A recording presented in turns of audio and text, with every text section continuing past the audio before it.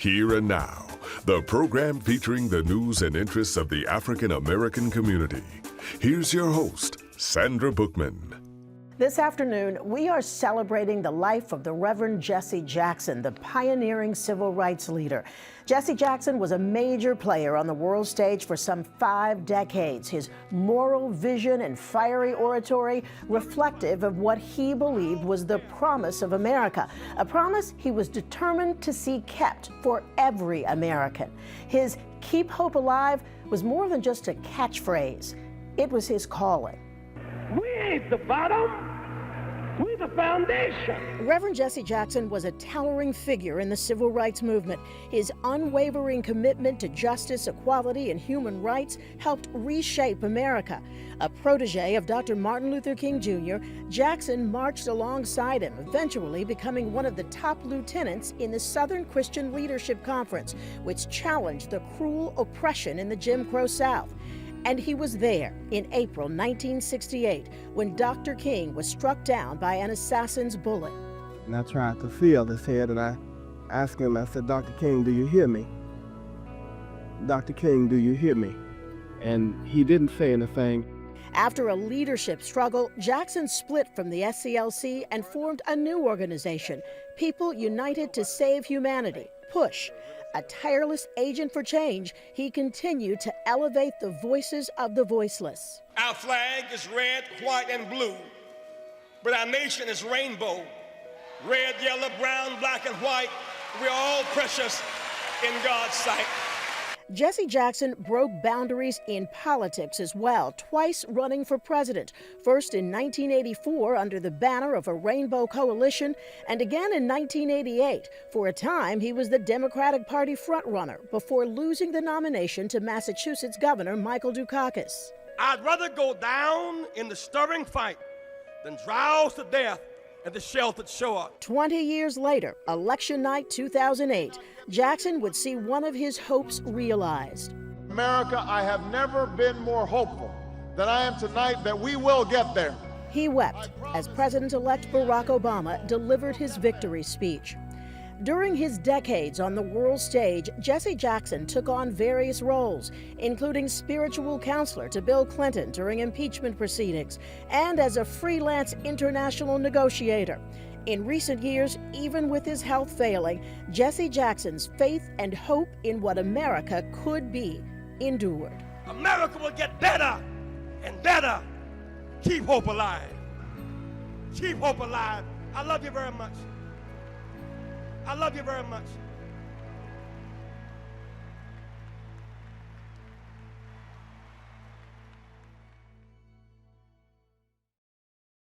We continue our celebration of the life of civil rights titan Reverend Jesse Jackson, who died this week at the age of 84, with some of the tributes that have poured in. His slogan was, "I am somebody." It's not how you're born, it's where you go with it. The world has lost this giant of a man. In 2017, we had the pleasure of sitting down with Reverend Jackson for a one-on-one interview on Here and Now. He spoke about concerns with Donald Trump taking office during his first term, and he emphasized a call to action for future generations. The civil rights movement of the 1950s and 60s transformed America. Decades later, many of the recent rallies resemble those protests of the past, raising some of the same political and social issues. In fact, prompting some to call this the new civil rights movement. Joining us today is Reverend Jesse Jackson, who of course marched with Dr. Martin Luther King Jr. and is the founder and executive director of the Rainbow Push Coalition. Welcome back to Here and Now. It's so strange that today is February the 1st, the date of the student sit-ins, February 1st, 1960. At Woolworth, we were not allowed to use basic facilities at that time. Is it a fair comparison to say, because many people, and many of them young, they weren't around during the movement in the 50s and 60s, but what they've seen on television, read in books, it feels and seems similar.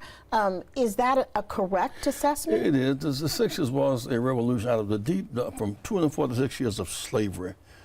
On the years of Jim Crow, 5,000 were lynched without any indictments. Emmett Till had been lynched in August 20, 1955, it was. Out of that season came a struggle to end segregation as a matter of law. The day Dr. King gave that speech in Washington, I have a dream, quote unquote, the context from Texas across to Florida up to Maryland, we couldn't use a single public toilet. We could not buy ice cream at Howard Johnson. We couldn't rent a room at Holiday Inn. Black soldiers either had to sit behind Nazi POWs on American military bases or couldn't use those facilities either. So it was a humiliation, but we overcame. It was the revolution. Out of that came the right to vote, and so from those sit-ins, one day we're sitting into the White House. Now we're facing a kind of counter-revolution, kind of real backlash against that progress. And sometimes when people are going forward with a tailwind, they feel a sense of we're there, but we're facing a headwind now. What do you say to them if they are fearful about going forward? What are their options? How do they get involved? Well, be fearful. That's legitimate, because if you're not fearful, you're naive, and yet you must turn your fear into energy. There is the very real threat that we're looking at a counter-revolution in our country today. The Voting Rights Act of 1965, which after 85 years we got the protected right to vote again. White women couldn't serve on juries. 18-year-olds couldn't vote on serving in Vietnam. You couldn't vote on college campuses. You couldn't vote bilingually. You couldn't vote proportional. That was a kind of revolution of expansion. And so civil rights, women's rights, workers' rights, the whole range of things. Now, all of those rights are now under attack. What's the pathway to actually breaking through when it regards to some of these policies? One option is to exercise the right to vote more fully. If those who are now marching, and many of them have been clear on the voting options, in November you wouldn't be in this predicament. But they still yet have redemption. They can vote. That'll be another election. The entire Congress will be up in 24 months, and the third U.S. Senate. So voting is an option. We didn't always have that option. Yeah. On campuses, you have an option. You have the right to vote, and it must be honored. 10 million blacks are not registered. That's a big deal. Second, you can adjust to things as they are. You can resent and know better and do nothing, or you can fight back and resist. And I looked at the women's-led march on November, on the 9th, the 21st of January. That massive global repudiation of our going to the right is a way to fight back. And it was a great non-violent demonstration. The focus was on women's right to self-determination and health care and mammograms and pap scans, the stuff that give women solid hold on life. But you see people responding. And the burden was not just on blacks to respond. People who felt America slipping away from us fought back, and that's a good deal. Finally, hearing the woman at the center of the Emmett Till, of course, the young man, you mentioned him a few moments ago, murdered, essentially, 1955, Lynched. Mississippi, lynched. Lied on and lynched. The woman who finally admitted she lied all these years later. Truth crushed to the earth will rise again. She couldn't take that lie to her grave, and she had to tell it. And before we let you go, we have to mention that this is the 20th anniversary of your Push Rainbow Coalition Wall Street economic project. It's important that we're free but not equal. The big football game, big Super Bowl game, and all that was all created one black ad in 51 years. What does it mean when on the field, both sides of the ball, you got black ball players, but on one NFL team? Free but not equal. Garbage. We don't pick up garbage in a single ghetto in America. Waste management does that. Sludge is fudge if you're on the trucks. I mean, so access to capital in technology and deal flow is the stage of our struggle. So I want people to come to the Grand Hyatt Hotel, February 15th through 17th, and let's discuss access to capital, industry, and development. Okay. And we can send folks to rainbowpushwallstreetproject.org to find out more information, that email address, that website rather, as well as the phone number to call will be on the screen. And they'll see you there. I will be working. Thank you so much, Reverend Jackson. It's always a pleasure. Good to see you, dear.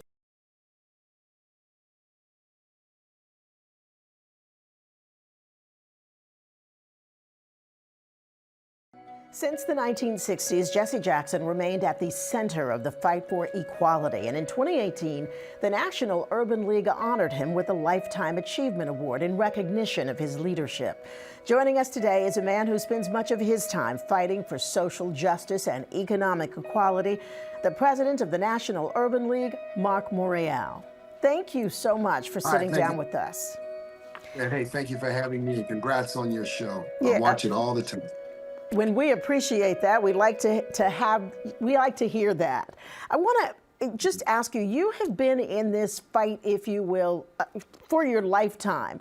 And so I assume that, you know, growing up with your dad, Dutch, that you had plenty of opportunities to speak with, work with Reverend Jackson.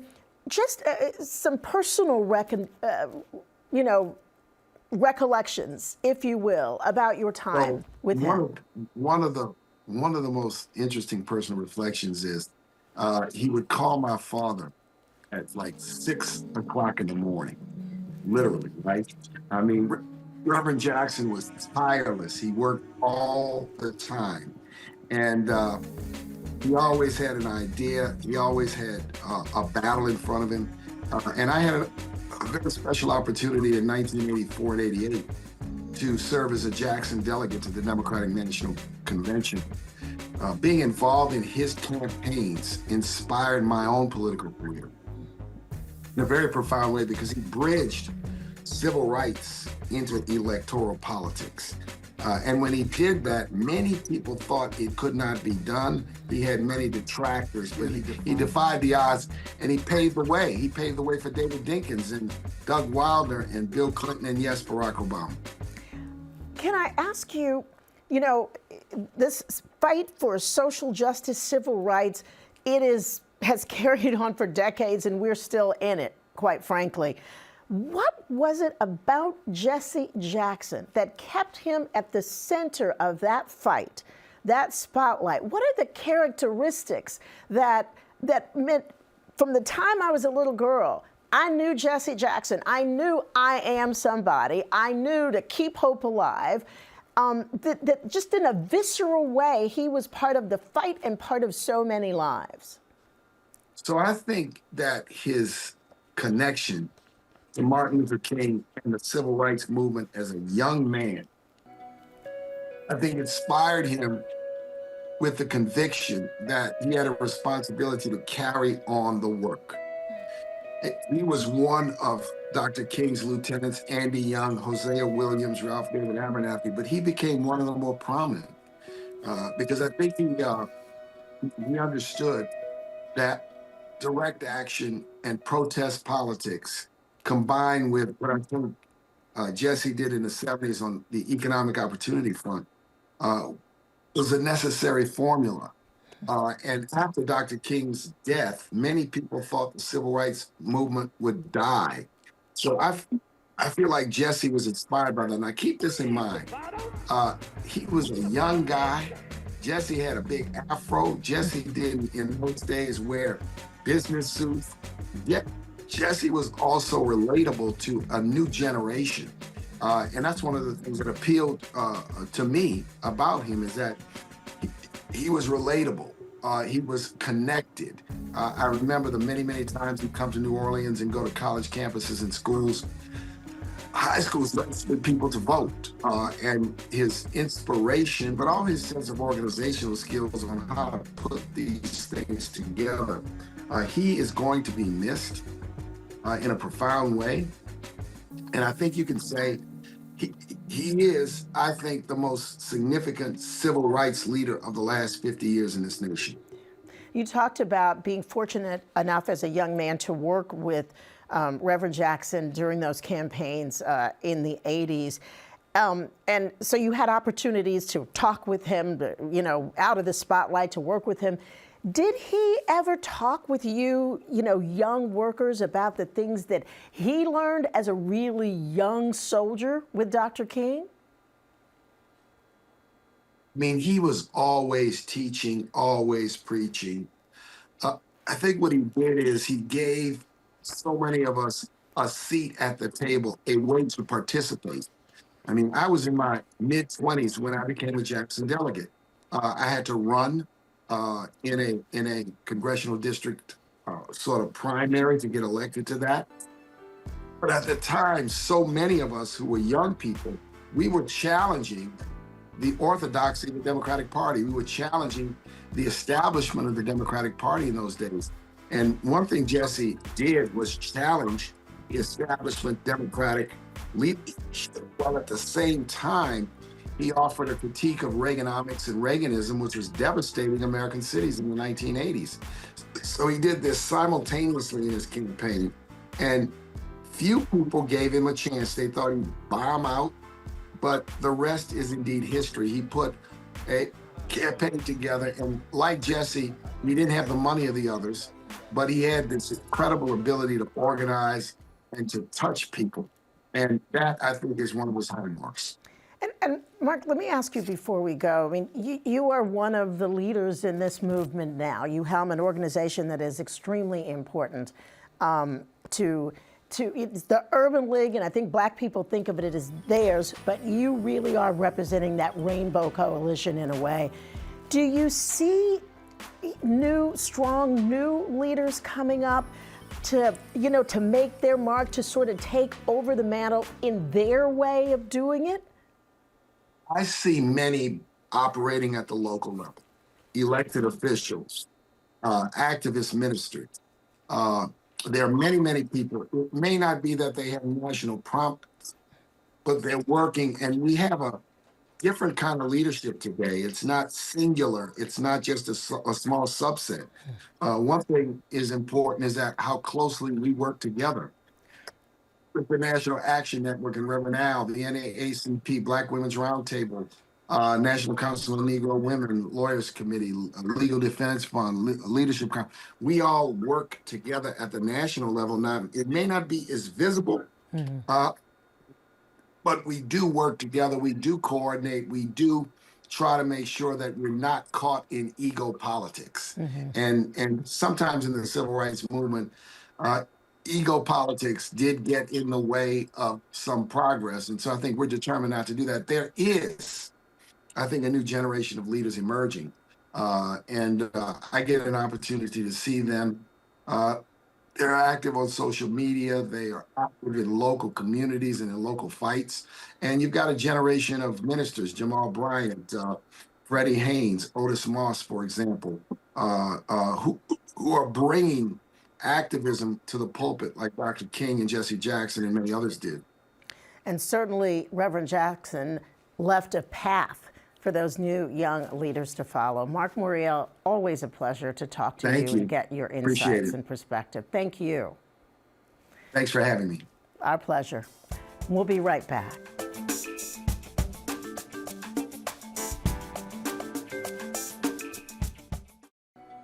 Reverend Jesse Jackson ran for the Democratic presidential nomination twice, and he mobilized millions of new voters. Although he didn't win, his historic campaigns paved the way for other candidates, most notably the eventual election of President Barack Obama. Here to talk more about Jackson's impact on politics, especially the Democratic Party, ABC News political director Avery Harper. Thank you so much for sitting down with us, Avery. Oh, no problem. Thanks for having me. You have talked a lot since we learned of Reverend Jackson's passing, of how significant his political legacy is. We talk a whole lot about his civil rights work. So if you would expound on that for us, why did he have such an influence and impact on politics even today?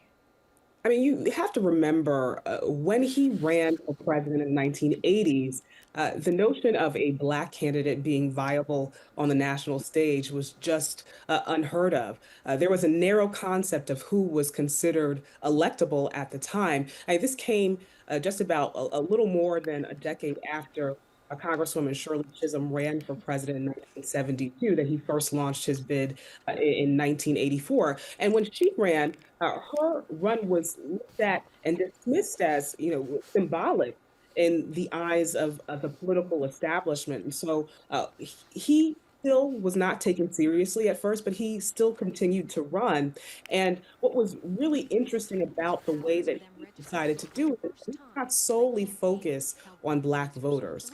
He intentionally, deliberately reached out to all kinds of voters across racial and economic lines. So he intentionally reached out to Latino voters, to Asian American voters, to labor unions, to farmers, poor working class white voters, and student voters as well. And that was really groundbreaking for the time, the idea of getting this broad, diverse coalition together to support issues that he really cared about, things like economic justice. And in truth, that changed the Democratic Party for the better. Right. What we saw is that he was able to turn that grassroots energy into delegates when it came to the Democratic National Conventions in the years that he ran. And so that influence that he had, those delegates that he was able to have at the conventions, were able to influence party rules, priorities, and platforms. So they were able to get greater commitments on things like economic justice, elevate conversations about expanding voting rights, and diversifying the delegate process and the delegates that represented the party in itself. And so in that way, he really did reshape and redefine what power looks like within the Democratic Party without even having to win the nomination. I mean, you know, there's a famous kind of quote, you know, when Rosa said Martin marched, Jesse ran. Really, that is why in a lot of ways, why Barack Obama was able to run such a successful campaign, because he'd laid the groundwork. Totally. I mean, he was able to walk onto the national stage and be, first of all, considered a viable candidate. Not at first, but after Barack Obama won in Iowa in 2008, he was able to continue to run. But also Barack Obama, as well as many other Democratic candidates who came after Jesse Jackson, they employed the same kinds of grassroots investment, the idea of reaching out to voters, no matter who they were, reaching out to voters of different backgrounds, and making the investment in expanding the electorate, getting folks to register to vote. All of that was the framework that Jesse Jackson created. So in many ways, Barack Obama, and not just Barack Obama, many other candidates, so they really did walk in the trail that Jesse Jackson blazed. You know, I really hadn't thought of it this much until yesterday, when we were all looking back at his legacy and trying to figure out a way to express it and pay tribute to that. You know, Barack Obama talked a lot about hope. You talked about that coalition. That Rainbow Coalition, Jesse Jackson's, Keep Hope Alive, they really were the precursor, because people still cared about those same things, and you still needed that mix of people, that Rainbow Coalition, to run a successful campaign in the 2000s.